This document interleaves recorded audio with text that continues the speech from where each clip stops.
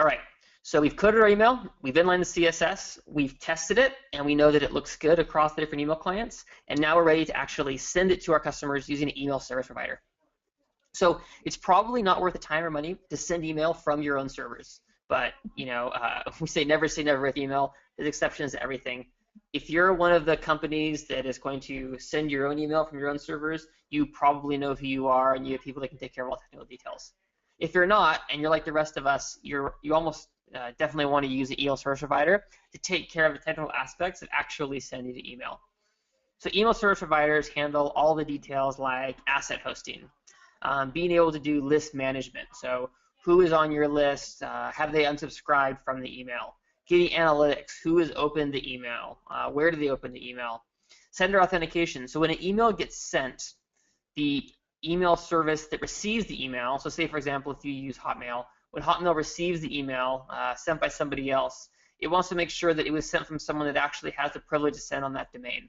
So if I try to send you an email that says coming from matt@thewhitehouse.gov, sender authentication is going to make a request out and ensure that I actually have permission to send emails on behalf of the domain whitehouse.gov. Setting this up is a bit of a pain. Email service providers will help you do it. There's also different protocols that you'll have to worry about, and they'll help you go through all of that. Like a lot of them use, a couple of them use Sender ID, which is different than like Yahoo uses something different from Microsoft and different from Gmail. So I think there's about 3 big set of authentication protocols. The service provider will help you take care of all that. In addition to verifying you get permission to send from a domain, there's something called IP warming. So they maintain email providers like Hotmail and Gmail maintain lists of servers that send email by IP address.